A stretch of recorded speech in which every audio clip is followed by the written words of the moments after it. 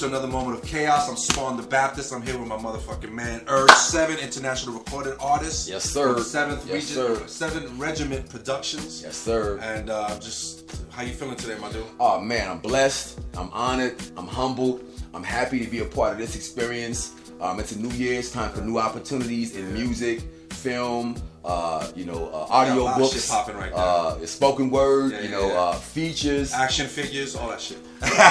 all the merch, hats, t-shirts, stickers, Wonder the whole Rooms. game. As a matter of fact, my sticker game is so up that when I fly somewhere, I set it up and let them have it and leave it on bus stops and mailboxes. Good looking, and basically, they can scan that QR reader, and they'll take them to my whole catalog, 30 albums, 5 mixtapes. I got my own online store. Just moving, man. Happy so let's to be start here. from the beginning, dude. Yes, sir. So coming up from where? Obviously Compton, man. Yes, sir. I grew up in basically Compton, Watson, South Central, and spending more time in Compton because my schools were there through elementary, junior high, and high school.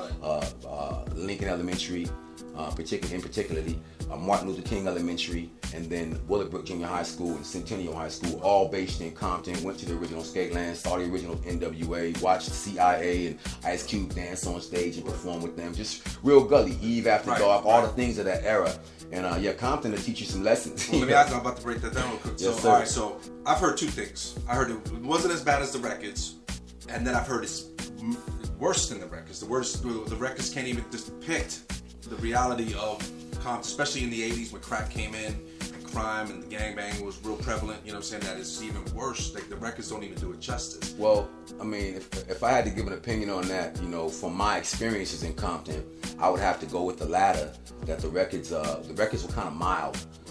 You can't really bring. I mean, motherfuckers like NWA brought it to motherfuckers' face. Right. You can't really like a basketball player. Hey, Casey, But at the end of the day, you can't put it that blatant to society because they're not going to accept it. It's around us every day, but to actually tell a motherfucker what it is, they're going to look at that situation totally different. So what NWA did was woke up the world, but the story wasn't told. There was murders going on in Compton. It was big dope. That Batarang was knocking motherfuckers' house down. Tardy T had brought that out. You know what I'm saying? And let motherfuckers know the Batarang, and that shit, and it was like a relevant record, you know what I'm saying? Because at the time, that's what was up, Mixed Master Spade, rest in peace. I'm Mixed Master Spade, and I'm ready to rock. And motherfuckers telling you everything that was going on.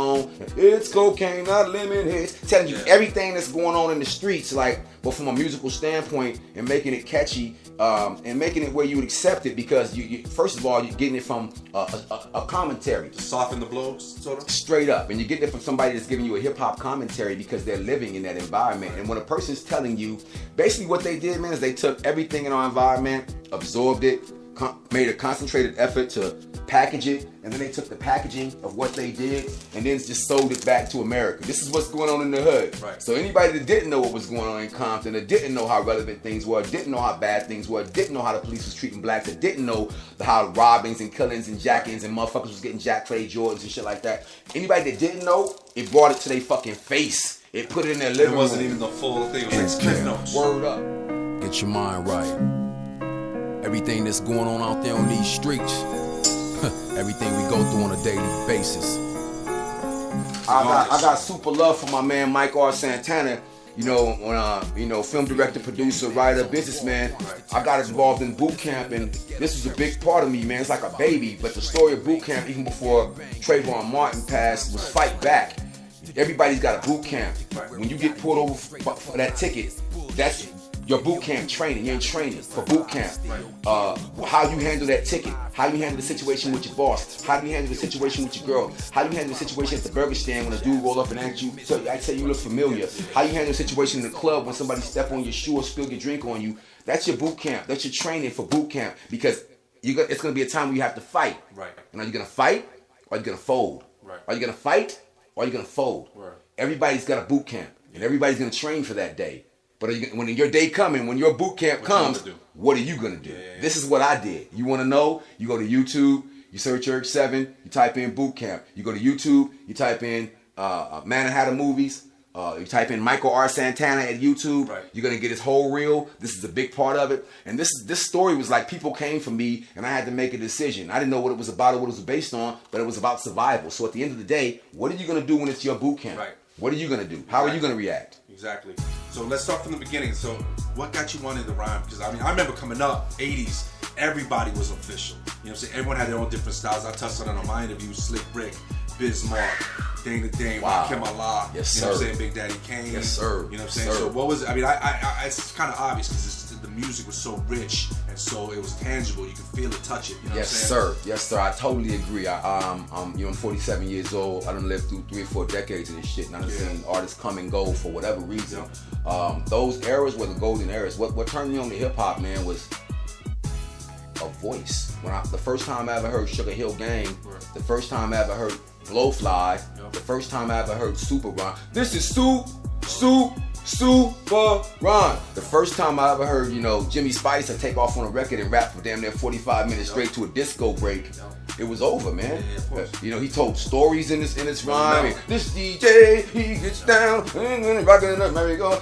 Come on, man, Schoolie D. It's like these artists, Dana Dane, these artists came, Nightmares. These artists came and brought us stories, and they brought entertainment to people who couldn't otherwise go visit that or experience that in another way. Cable TV when we had it was cable TV. Before cable TV, it brought us to another world. It allowed us to travel away mentally. Yes, sir. Yes, sir. It was like Netflix. The great period. Slick Rick. All you had to do was listen down. It was a girl. That was that Indian drum. Hey y'all. Come on, dog. Classic shit. So what MCs like in particular stick out? Like, you know what I'm saying? Oh man, I fuck with all WU. You know what I'm saying? All members of the WU, but especially Ghostface. You know what I'm saying? Raekwon, and then you know what I'm saying? I fuck with Big Twins. I fuck with EXZIBIT, King T, the whole alcoholic. King T's one of the most slept on MCs ever. King T is phenomenal. Period. Both cadence, delivery, lyricism, punchlines, metaphors, stupid, just stupid. So at the end of the day, I rock with all them cats right there, man. Ultra Magnetic. I'm one of them dudes, man. Yeah, Cool Keith, sick man, the Black Elvis. But at the end of the day, I rock with just all that authentic hip hop, man. I don't listen to a lot of mainstream because a lot of the shit I like is not mainstream. But anything that was authentic from our time and era, and anything that has outlasted that, and all these artists that are able to come back and drop records. I used to be heavy into like Chino XL, Cannabis, shit like that. The battle rappers, but they was killing the game, and they still are. A lot of these people have relevancy. Razzcast. I mean, so many artists that Threat Razzcast. Oh my goodness. Should have got 5 mics alone for that record right there. By itself. Yeah. The trends are like hula hoops. Hula hoop came and went, right? Cross colors. Period. A FUBU, whatever. So at the end of the day, it's like this though. If you're making your music to follow those trends, when those trends go out, your ass on your way out. But if you're making your music for the listeners and the foundation of the music and the purity of the essence of the art, you're gonna remain around because when you're gone, those records are still gonna be relevant. Put on some Kane right now. Relevant. Right now. Rest in peace. Relevant though, because at the end of the day, it came from that heart. Exactly. And when you felt it, what did you say earlier? It was tangible. You could feel it. You could touch it. If he was giving you something, he wasn't just on there with a whole bunch of braggadocious shit holding his nuts talking about how hard he was.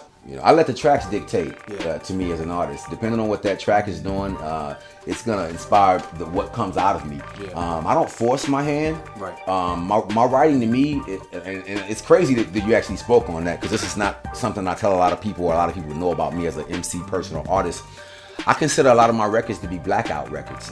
You said something earlier in our personal conversation off camera about the way you feel when you go in the vocal booth, you black out in there. Well, my writing process is almost like that as far as I'm concerned. A lot of times I hear a beat, when the lyrics finally come to me, the pen starts moving in no particular order. When that's done, for anybody who freestyled or whatever and did what they did, that was what came out of me to that track. And I don't even know though, I couldn't even spit those lyrics without looking at it because I don't know them. It's just what came. And I tried to capture it. Sometimes I love those moments. Sometimes as a lyricist and a songwriter, if you don't grab your device and put something on that little mic or put down an idea, it's gone, man. It's gone. And you don't. Who knows if it's ever gonna revisit or not? It's like a little birdie that lands on your. I got lucky once with it. You know what I'm saying? I got lucky once with it. I was like, word up, all in my mind. Word up. Trying to find it. I'm 47. Our rap ciphers was different. You actually, motherfuckers wanted to hear the lyrics. Now they talking and pushing. Niggas want to fight. It's like shit going on. Cypher shit is joke. I'd never go to that. You want to hear me battle? Pick up a record. You hear bars. You will get bars. Not Xanax bars. Not candy bars. Not the bar you go have a drink at. You know what I mean? None of them bars. Not jail bars. Get some fucking lyrical bars. So at the end of the day, I just feel like the game switched up, and the hungry artist they're still here. They're just fighting. They're just fighting because when the digital game came along, it changed the way that we could approach our artistry. And you changed the way we could be heard. Oh, break that shit down. Oh my goodness. Digitally, man, when the digital age came, it confused so many artists, and so many artists tapped out because they didn't understand it and they didn't know how they were going to ride that wave in.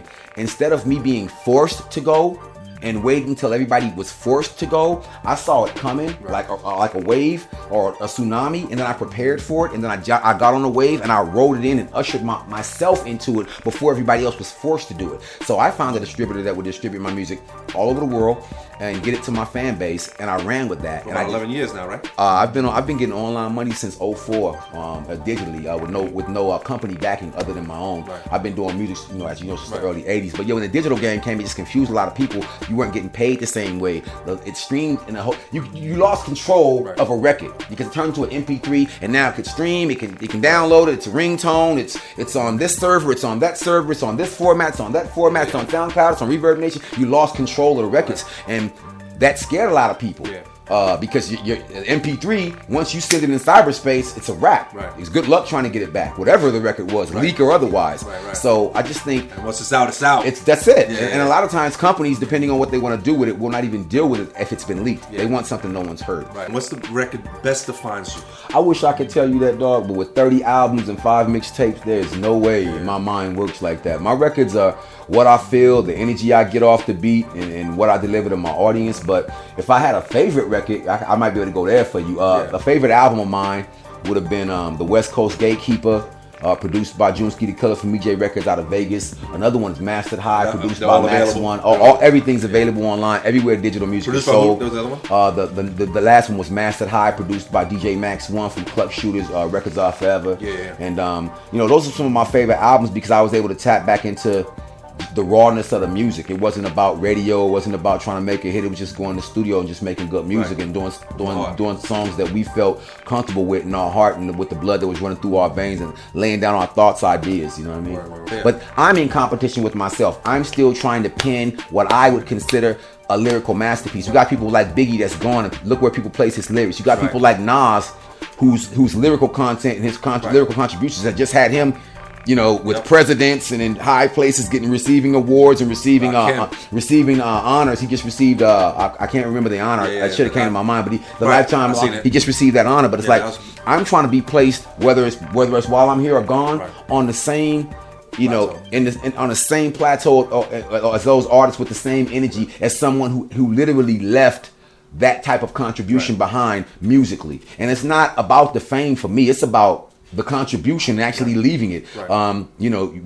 People run out of time. The album I mentioned with Max One, the name of it was Narrow Window of Time. People didn't used to get that. Narrow Window of Time, what do you mean? Dog, everything you're doing in life, I don't care if it's a job, I don't care if it's sports, I don't care if it's raising your kids, I don't care if it's turning your dog from a puppy to a full grown. The window's always closing. Nothing's gonna stay the same. The job's gonna change. Your residence gonna change. Your vehicle's getting an accident change. Your kids went to see grannies and that was a change. The window's always closing. There's a narrow window of time for you to be in sports. There's a narrow window of time for you to go to school for journalism. There's a narrow window of time for you to handle your relationship before your fiance takes off the ring and say you're a bullshitter. There's a narrow window of time for everything that we're doing, and you have to get it completed before that window of opportunity closes, or you've missed your opportunity, or you've missed that opportunity.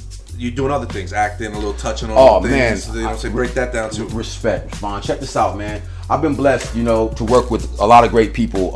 I've said this before. Director, producer, writer, and entrepreneur, businessman, personal friend, Michael R. Santana. The new movie that I'm in is Gray Movie, and that's gonna be basically coming out. The premise of Gray is there's a killer on the loose and people in trouble, and I can't give it away because it's indie and it's one of my babies. I'll tell you like this though, if you're not up on the Gray series and what's going on with Gray and or Boot Camp, you visit YouTube and you look up Michael R. Santana and you look up Gray. I've been blessed to be able to do voiceovers for shows like America's Got Talent, Quantum Leap. I've had music placed in movies like Love Jones, The District. I've had music placed in Michael R. Santana's first Gray movie. So it's like the film and music, they say life imitates art and vice versa. I've been on the Fox lot. I've done Stephen Bosco Productions, which was Cop Rock on the Fox lot. It's been so much. And since life, they say, often imitates art, some of the stuff that we talk about lyrically often translates to the screen NWA movie, Australia Compton, stuff like Notorious. that. New Jersey Drive. Some of the things we experience in That's life translates to screen. Well, the music is a big part of that. And that's why the soundtracks play such an important part, because they're driving and pushing that very. Remember the 90s, the soundtrack was everything. They saw more, they did it better than the movie a lot of times. Right. So I feel blessed to be here and blessed to have these opportunities, man. All right, yo, get your plugs in before we get out. Hey, yo, check me out everywhere digital music is sold. You know what I'm saying? Search URG7. Y'all can go to Spotify. You can go to Xbox. You can find me. You can go to Tidal. You can go to Beats. You can go to Amazon. You can go to Rhapsody. You can Shazam. You can go to YouTube. My music's all over the planet. I want to take this time to shout out my fans, all my friends, family, and super fans. Chaotic, Spawn the Baptist, Bobby B. Blunt, Michael R. Santana, Mike the Middleman. It's real important for y'all to know that, because without a middleman, some shit don't get done. That's right. So check this happening right here, man. Everywhere music is, everywhere digital music is sold. That's dope. Everywhere digital music is sold, man. Search your boy URG7. I'm not big on the promo, because that's all I do on all of my media sites. If you want good music, search URG7. In the Bible, God created man in his own image. Therefore, you are God. Take the alphanumeric A, B, C, D, E, F, G, URG7. Y'all look for me, man. Stay tuned. URG7 is now in effect and the new home of all things URG7, including the music, media, interviews, and things that are come. And behind the scenes footage are now at Chaotic. That's right. Fuck with us. West Coast, man. Y'all got love. California love from here to Compton, man. Word up, man. 100, man. It's a pleasure, fam.